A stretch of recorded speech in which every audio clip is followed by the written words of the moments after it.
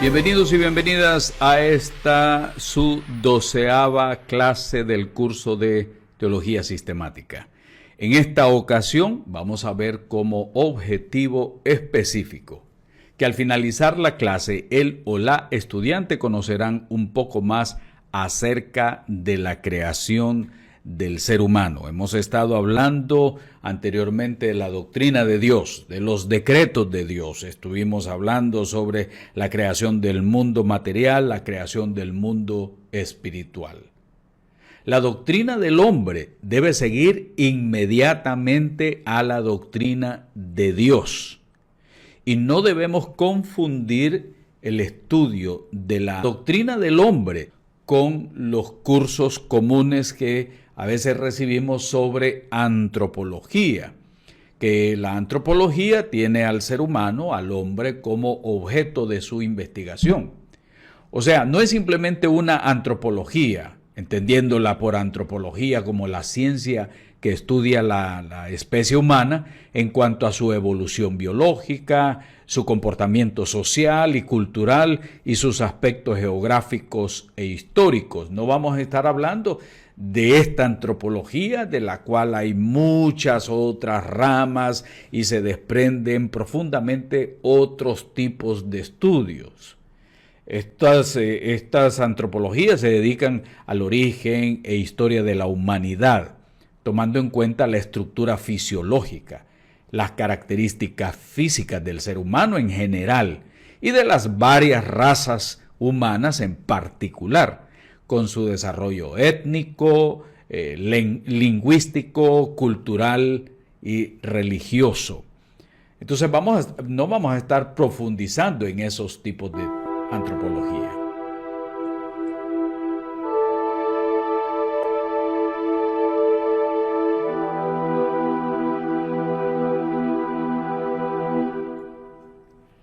No vamos a estar profundizando en esos tipos de antropología, pero sí vamos a tratar de ver lo que la palabra de Dios nos dice, lo que la Biblia nos dice, y a tratar de entender el verdadero significado de los relatos. Por ejemplo, en Génesis 1, 26 al 28, dice: entonces dijo Dios, hagamos al hombre a nuestra imagen, conforme a nuestra semejanza, y señoree en los peces del mar y en las aves de los cielos, en las bestias, en toda la tierra y en todo animal que se arrastra sobre la tierra. Y creó Dios al hombre a su imagen, a imagen de Dios lo creó, varón y hembra los creó. Observe esa parte de Génesis capítulo 1, especialmente en el verso 27. Dice: varón y hembra los creó. Y los bendijo Dios y les dijo: fructificad y multiplicaos, llenad la tierra y sojuzgadla, y señoread en los peces del mar, en las aves de los cielos y en todas las bestias que se mueven sobre la tierra. Ya en Génesis 2, aquí es donde viene otro aspecto interesante. En Génesis 2 nos dice, usando la versión Reina Valera, la 1960, dice: entonces Jehová Dios formó al hombre del polvo de la tierra y sopló en su nariz aliento de vida, y fue el hombre un ser viviente. Pero más abajo, en el verso 21 dice: entonces Jehová Dios hizo caer sueño profundo sobre Adán, y mientras éste dormía, tomó una de sus costillas y cerró la carne en su lugar, y de la costilla que Jehová Dios tomó del hombre, hizo una mujer y la trajo al hombre. El primer relato contiene la explicación de la creación de todas las cosas en el orden en que ocurrieron. Lo que Dios hizo el primer día, lo que Dios hizo el segundo día, hasta llegar al sexto. Así que el primer relato lo que nos trata de dar es una explicación de la creación de todas las cosas en el orden en que ocurrieron. Ya en el segundo relato, agrupa las cosas en su relación con el ser humano, sin implicar nada respecto al orden cronológico de la aparición del hombre en la obra creativa de Dios, y claramente indica que todo lo que precede sirve para preparar una habitación adecuada para el hombre como rey de la creación. Y así lo menciona Berkov en su libro de Teología Sistemática. Nos muestra de qué manera el hombre quedó colocado en la creación, rodeado por el mundo vegetal y animal, y la manera como comenzó su historia y las explicaciones que nosotros encontramos con relación a la tentación, con relación a la participación del tentador, con relación a la caída y el pecado mismo. Siempre teniendo en cuenta que Dios es el que dio ese decreto antes de que el inspirado escritor bíblico consigne la creación del hombre, nos hace retroceder, digamos así, hasta el concilio divino, el divino decreto, dándonos a conocer lo que Dios dijo: hagamos al hombre a nuestra propia imagen, según nuestra semejanza. La iglesia generalmente, y muchas agrupaciones cristianas también, han tomado esto como hagamos, como si fuera un reflejo de que estaba Padre, Hijo y Espíritu Santo. Entonces, ese hagamos, otros lo interpretan, sin embargo, considerando la pluralidad de los poderes en Dios. Y otros lo toman como un plural de comunicación en el que Dios incluye a los ángeles en diálogo con Él, y todavía otros como un plural de autoexhortación. Así es que ese hagamos ha sido un punto donde muchos coinciden, otros discrepan. Es algo que siempre hay que tener en cuenta. Pero en algo que debemos de estudiar también y notar las siguientes expresiones: y dijo Dios, como está ahí en pantalla en la parte izquierda, y dijo Dios, produzca la tierra hierba verde, hierba que da semilla, árbol de fruto que dé fruto según su género, con la sencilla declaración, y creó Dios al hombre. Veamos esas dos posiciones. En la primera, y dijo Dios, produzca la tierra hierba verde. Él dio la palabra y la tierra pues comenzó a dar esa hierba verde. Pero en el caso del hombre es diferente. Él dijo, hagamos al hombre. Ahí está no solamente una declaración, sino una acción creadora, directa de parte de Dios. Es algo que debemos de ir viendo, esas diferencias que nos enseña el Génesis, y sobre todo también es en cuanto a lo que es la tierra, y lo otro es en cuanto a lo que son los animales. Con respecto a los peces, las aves, las bestias, leemos que Dios los creó según su especie, es decir, en una forma típica propia. Sin embargo, el hombre, el ser humano, no fue creado de ese modo. No dijo produzca la tierra o se reproduzcan los seres humanos según su raza. No lo encontramos de esa manera. Lo que encontramos nosotros directamente es que el hombre fue creado de parte de Dios, directamente de parte de Dios. Con respecto a él, dijo Dios, hagamos al hombre a nuestra propia imagen, según nuestra semejanza. Y veremos lo que esto implica cuando discutamos la condición original del ser humano, la condición original del hombre, y únicamente llamamos la atención a ello aquí para destacar el hecho de que el relato de la creación del hombre, surge de una manera muy diferente de lo que va a producir la tierra o de la multiplicación de las especies mismas. Cómo Dios actúa, cómo Dios habla, la forma en que pluraliza y la forma en que dice a nuestra imagen y a nuestra semejanza. Entonces, sobre esto vemos nosotros lo que los relatos dicen. En cuanto al relato bíblico, se nos dice que Adán fue creado del barro, de la Adamá, como se dice en hebreo, de la tierra, el barro rojizo. de la tierra fue que Dios hizo a Adán.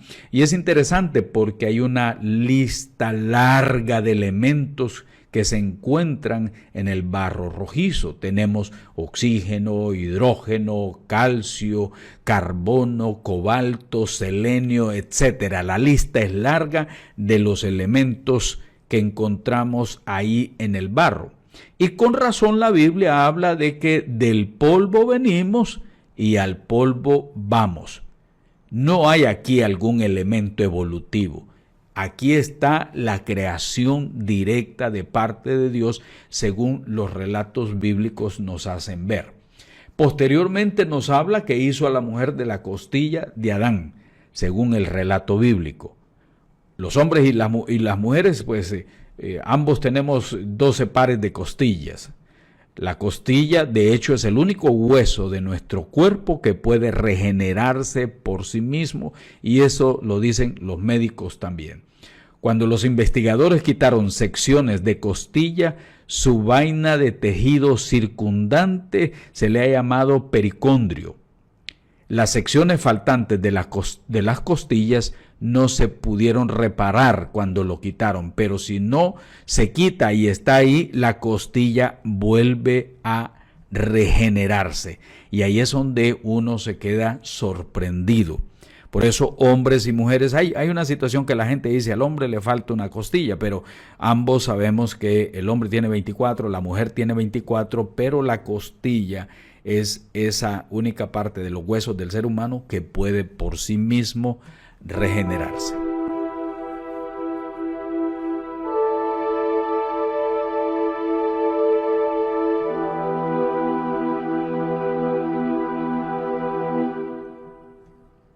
Ahora bien, vamos a tocar un poquito sobre lo que es la evolución.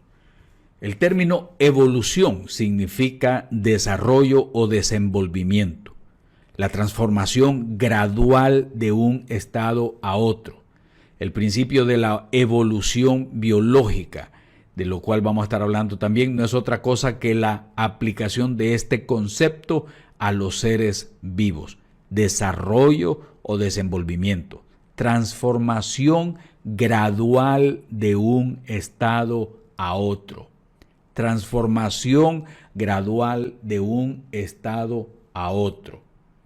Entonces vemos nosotros que las especies surgen, en este caso, de otras especies preexistentes. En realidad, hace más o menos como unos 200 años que se propuso por primera vez la idea de una historia de la evolución que comprende a todos los seres vivos del planeta. Y el primer intento científico y coherente de explicar su mecanismo, es decir, cómo opera la evolución, se debe al naturalista francés Jean de Lamarck. En la teoría de Lamarck decía él lo que él proponía, porque nos proponía en su filosofía zoológica 3 aspectos. Uno, los organismos son guiados a través de su existencia por una fuerza innata y misteriosa que les permite sobreponerse a la adversidad del medio. Segundo, él decía, el medio ambiente actúa como una fuerza modificadora sobre los organismos, imponiendo necesidades que hacen surgir nuevos órganos y nuevas funciones. Por eso habla de evolución.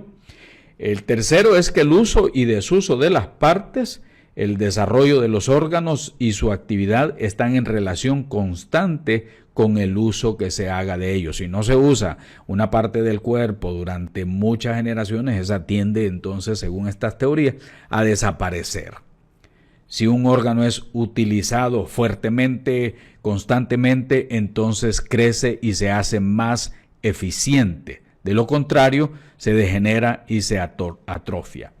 En cuarto lugar, decía Lamarck, decía que la herencia de los caracteres adquiridos, lo que se ha adquirido, impreso o modificado en la organización de los individuos durante el curso de su vida, es conservado y es transmitido a sus descendientes. Eso es interesante. Se fue adaptando al medio, el ser humano, según decía Lamarck, se fue adaptando al medio y entonces las partes de su cuerpo que más utilizaba se fueron desarrollando y de esa manera pasaron de una generación hacia otra generación. Pero ya después vemos que se van desarrollando las teorías hasta que llegamos a Carlos Darwin, o Charles Darwin, como se le llama también. Y aquí en pantalla tenemos algo que ellos nos presentan, los evolucionistas. Como hemos dicho antes, la edad de la Tierra se estima en millones de años. Y se han encontrado fósiles de células semejantes a bacterias que tienen más o menos unos 3.500 millones de años de antigüedad. Se han usado una serie de instrumentos, el carbono 14 y otras situaciones más que le ayuda a los científicos a determinar las edades de todos estos fósiles.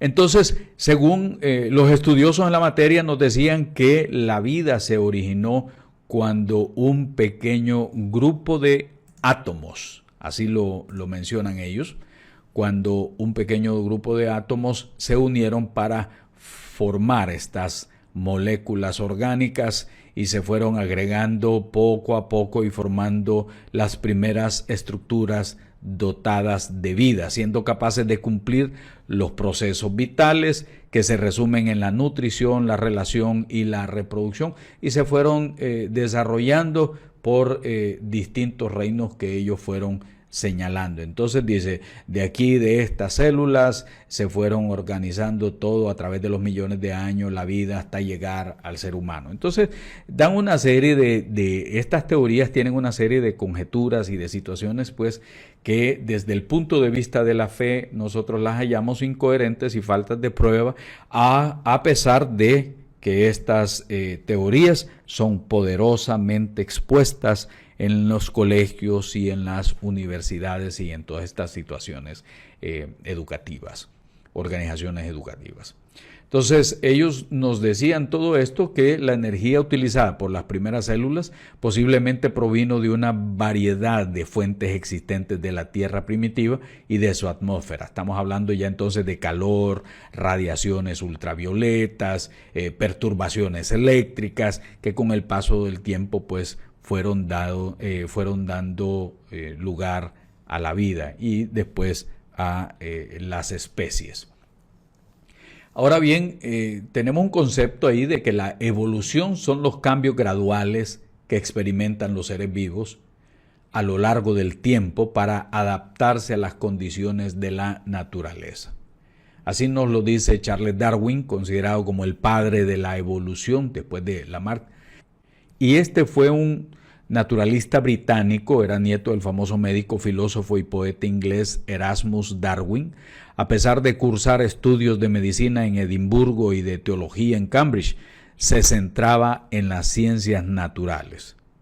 Entonces Darwin hablaba sobre la supervivencia del más fuerte, o sea, que los más débiles no se adaptaban y morían conforme los siguientes años, y que los más fuertes se adaptaban y subsistían. Entonces vemos nosotros que la evolución se resume de esta manera.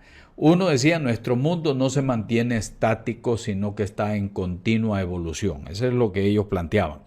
Los cambios no se producen súbitamente, sino que es un proceso continuo y gradual. Y las especies descienden de un antepasado común, por tanto los organismos semejantes están emparentados. Y cuarto, decían que la evolución o cambio evolutivo es el resultado de un proceso de selección natural. Y vamos a ver algunas de esas objeciones que se presentan a estas teorías de la evolución.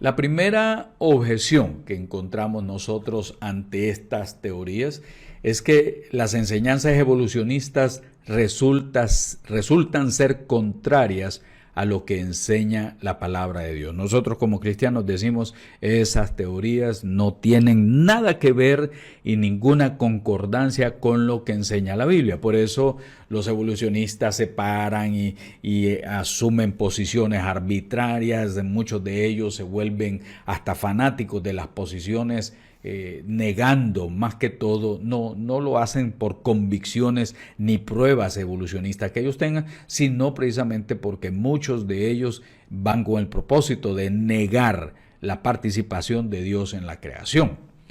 Entonces, vemos nosotros que hay varias objeciones que van surgiendo en contra de la teoría de que el hombre tenga un origen evolucionista que arranca desde los animales inferiores. La Biblia difícilmente podría enseñar con mayor claridad de lo que hace que el hombre es el producto de un acto creativo, directo y especial de Dios, más que un proceso de desarrollo de algún animal del género de los simios. La segunda objeción que encontramos nosotros importante es que la teoría no tiene base adecuada sobre hechos bien comprobados. Debe conservarse en mente que, como ya se señaló anteriormente, la teoría evolucionista en general, aunque con frecuencia se le representa como una doctrina comprobada, y ojo con eso, ellos dicen está comprobado, pero no es cierto, eso es mítico y es falso. Hasta el presente no es sino una hipótesis sin comprobación. Hipótesis que no tiene ninguna perspectiva de éxito en cuanto a que demuestren lo que se han propuesto. Muchos de los más prominentes evolucionistas admiten francamente el carácter hipotético de su teoría. Son hipótesis. Por eso decimos nosotros, no tiene base adecuada sobre hechos bien comprobados. La tercera objeción que se plantea es que no aparece lo que muchos estudiosos en materia llaman el eslabón perdido. El hombre busca los estudiosos buscan el eslabón perdido desde siempre, pero ¿a qué se le denomina eslabón perdido? A grandes rasgos y en una explicación rápida y sencilla es el hipotético espécimen que uniría a los humanos de la actualidad con sus antepasados simios. O sea, en esa cadena que hay no está el ser que une al ser humano y a los simios. O sea, no aparece, por eso se le llama eslabón perdido. Los únicos fósiles de seres humanos que cumplen con los requisitos de serlos son los que se llama el Australopithecus. Pero ser el eslabón perdido se queda grande según los mismos científicos.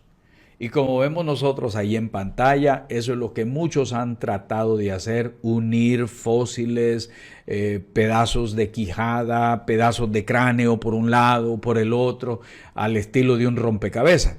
Y aunque se hayan gastado millones de dólares, todos los huesos que supuestamente vinculan al mono, al hombre, pueden ser colocados sobre una sola mesa. A partir de esos fragmentos de huesos o de dientes no se puede determinar la forma de la nariz, ni de los ojos, de los labios o de las orejas o la cantidad de pelo. Así que las reconstrucciones sobre el origen del hombre, que comúnmente se presentan en libros y en museos, observe eso, se basan en muy poca evidencia, pero sí sobre mucha imaginación. Y todo se trata de trabajos artísticos en lugar de ciencia. Al asumir que la evolución es verdad, los artistas dibujaron y esculpieron las supuestas expresiones y características primitivas, A algunos hombres les ponen cejas más gruesas, una frente tendiente hacia atrás, la mandíbula más agrandada porque dicen que eran más carnívoros, etcétera, etcétera. Esto es lo que nosotros llamamos demasiado terreno en el campo especulativo.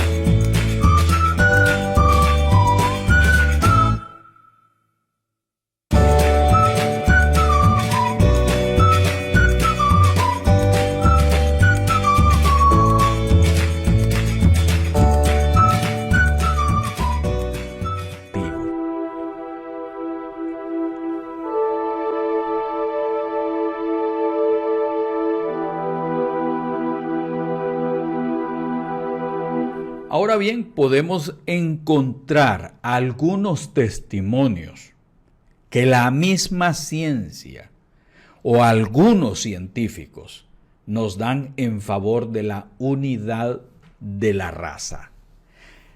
La ciencia construye, cuando digo la ciencia no es a todos los científicos ni todos los grupos de científicos, sino muchos de ellos nos dan aportes en los que construyen diversos argumentos en favor de la unidad de la raza humana, de los cuales hablaré. El primero será el argumento de la historia. Las tradiciones de la raza humana apuntan decididamente a un origen común con los antepasados comunes en el Asia Central. Los mismos científicos dicen, algunos de ellos los ubican en esta región del Asia Central y ellos dicen por aquí es, según las tradiciones de la raza humana, apuntan decididamente a un origen común de estos antepasados en el Asia Central. Tenemos también el estudio de la filología, el argumento de la filología, el estudio de las lenguas de la humanidad indican que hay un origen común. Además, hay evidencias que demuestran también que el antiguo Egipto es una especie de eslabón que unió las lenguas indoeuropeas con las semíticas. Uno de los problemas que dificulta el estudio de esta temática es la carencia de evidencia directa. Según lingüistas, puede haber más de 5.000 lenguas en el mundo. Estamos hablando de 5.000 lenguas, incluyendo dialectos. Otros dicen que son aproximadamente unas 6.000. La Biblia nos dice que el lenguaje fue un don de Dios dado al primer hombre. Adán no tiene que realizar todo un proceso de aprendizaje, pasando por etapas de balbuceo, gritos o gruñidos antes de pronunciar la primera palabra correcta, sino que la Biblia lo que nos enseña es que en el mismo acto creador le es infundida una lengua perfecta y a la vez compleja. Sin embargo, esto ha sido un real dolor de cabeza para los mismos lingüistas, antropólogos, psicólogos, etcétera, tratar de determinar el origen de las lenguas. El tercer argumento es el argumento que nos presenta la psicología. Ustedes saben que se traduce también como el estudio de la psique, el alma. Y el alma es la parte más importante de la naturaleza constitutiva del ser humano. Y la psicología revela claramente el hecho de que las almas de los hombres, sin distinción de tribu o nación o a la que pertenezcan, son esencialmente las mismas.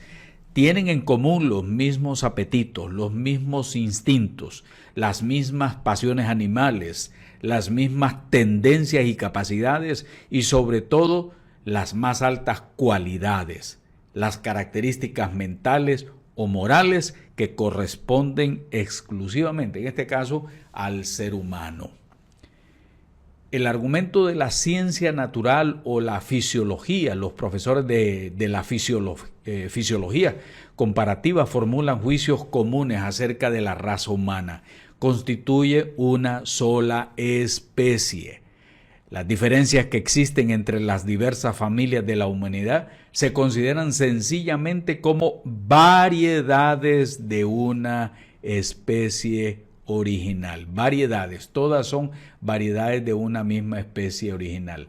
La ciencia no afirma positivamente que la raza humana descienda de una sola pareja, y sin embargo demuestra que este pudo haber sido el caso y que probablemente es así.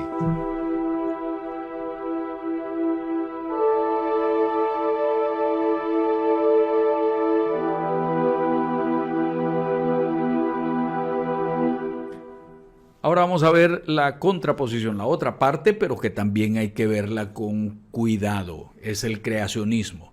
El creacionismo es la creencia religiosa de que el universo y la vida se originaron de actos concretos de creación divina. Existen los creacionistas de la Tierra Joven y los creacionistas de la Tierra Vieja. Vamos a ver en qué consiste toda esta situación. Para los creacionistas de la Tierra Joven, esto incluye una interpretación bíblica literal de la narración de la creación. Ellos son literales, toman las cosas en forma literal. Así es que con el paso del tiempo, pues fueron abriéndose algunos un poco más, y entonces vemos más allá lo que podríamos denominar como los creacionistas de la Tierra Vieja. En 1929, aquí en los Estados Unidos, el término creacionismo se asoció originalmente con el fundamentalismo cristiano, o sea, los sectores más conservadores de la iglesia. Cuando se habla de fundamentalismo, se habla de agrupaciones cristianas que toman las cosas literal y toman las cosas al pie de la letra. Por ejemplo, los creacionistas de la Tierra Joven dicen que la Tierra tiene una edad de 5.700 a 10.000 años. No obstante, este uso estuvo disputado con otros grupos creacionistas también, los creacionistas de la Tierra Vieja. El creacionismo clásico niega la teoría de la evolución biológica. Definitivo, eso es así. Pero ¿qué pasa con los otros? Bueno, el creacionismo de la Tierra Vieja o de la Tierra Antigua tiene 4 puntos que son interesantes, o 4 corrientes dentro de ella misma que son interesantes. Uno de ellos es lo que se llama el creacionismo de restitución. El creacionismo de la restitución sostiene que la vida, con o sin cambio, fue creada de inmediato en una tierra antigua preexistente. Luego viene el creacionismo del día era. Sostiene que la tierra fue creada por Dios en 6 días, no como los que nosotros conocemos de 24 horas, sino 6 días más largos. Cada día era una era. Está el otro creacionismo del diseño inteligente, que sostiene que la Tierra fue creada tal como lo explica la geología, pero describe la evolución de la Tierra y la vida a través de la intervención directa de Dios. Y está lo que se llama el creacionismo de la evolución teísta y creacionismo evolutivo, que sostiene el proceso de formación del universo y los seres vivos como es descrito por la ciencia, pero que postula además que existe un propósito y un orden y un origen divino en ello. También sostiene la no incompatibilidad entre ciencia y la creencia de un Dios creador. Entonces estos creacionistas de la Tierra Antigua tienen diferentes versiones, tienen diferentes posiciones, pero apuntan a ese hecho. La Tierra es antigua, pero Dios intervino directamente en ella como creador. Sus días no pueden ser tomados literales, un día puede ser 1000 años o mucho más. Entonces ha habido una especie de apertura entre estos creacionistas.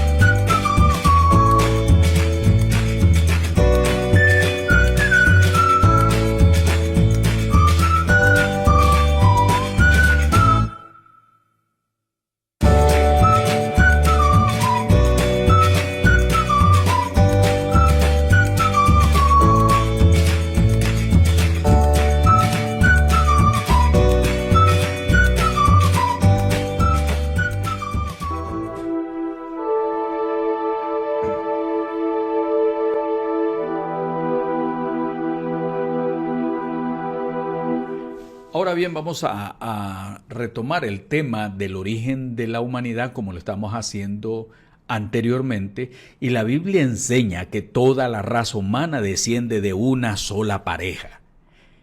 Este es el sentido obvio de los primeros capítulos del Génesis. Dios creó a Adán y a Eva como el principio de la especie humana y les mandó: fructificad, multiplicaos y llenad la tierra. Además, la narración subsiguiente de Génesis muestra claramente que las siguientes generaciones hasta la época del diluvio permanecieron en continua relación genética con la primera pareja, de manera que la raza humana constituye no solamente una unidad específica, una unidad en el sentido en que todos los hombres participan de la misma naturaleza, sino también una unidad genética o genealógica. Vamos a ver lo que dice la palabra de Dios también en Hechos de los Apóstoles en dos versiones, Reina Valera y Dios habla hoy. Y de una sangre ha hecho todo el linaje de los hombres para que habiten sobre toda la faz de la tierra, y les ha prefijado el orden de los tiempos y los límites de su habitación. Y en la versión Dios habla hoy dice: de un solo hombre hizo él todas las naciones, para que vivan en toda la tierra, y les ha señalado el tiempo y el lugar en que deben de vivir. Pablo también lo mencionaba en Romanos 5:12, dice: por tanto, como el pecado entró en el mundo por un hombre, y por el pecado la muerte, así la muerte pasó a todos los hombres por cuanto todos pecaron. Y en Romanos 5:19 dice: porque así como por la desobediencia de un hombre los muchos fueron constituidos pecadores, así también por la obediencia de uno los muchos serán constituidos justos. Y algo interesante también es el hecho de mencionar el Salmo 8 del 4 al 9, que dice en esta otra versión: digo, ¿qué es el hombre para que te acuerdes de él? El hijo de Adán para que lo consideres. Lo hiciste un poco menor que los ángeles, lo coronaste de gloria y honor, lo haces señorear en las obras de tus manos, pusiste todas las cosas debajo de sus pies, ovejas y bueyes, todo ello, y también los animales del campo, las aves de los cielos y los peces del mar, todo cuanto atraviesa la senda de los mares, oh Yahweh, Señor nuestro, cuán glorioso es tu nombre en toda la tierra. De esta manera hemos llegado a los aportes. Vamos a colocar todas esas respuestas a las preguntas en estos aportes. Aporte número 1. ¿Será razonable pensar que el mundo existió millones de años antes de que el hombre apareciera en el escenario? Si usted dice sí, ¿por qué? Y no, ¿por qué? Aporte número 2. ¿Qué tratan de demostrar los dos relatos sobre la creación del hombre en el Génesis? Ponga ahí sus diferencias. Aporte número 3. Diga en qué consiste la teoría de la evolución biológica. Aporte número 4. Explique qué es el creacionismo y mencione algunas diferencias entre los creacionistas. Aporte número 5. ¿Qué tipos de argumentos presenta la ciencia en favor de la raza? Aporte número 6. ¿Qué es el supuesto eslabón perdido y cuáles han sido los resultados de su búsqueda? Y finalmente el aporte número 7. ¿De qué manera le ha ayudado el estudio de esta oportunidad?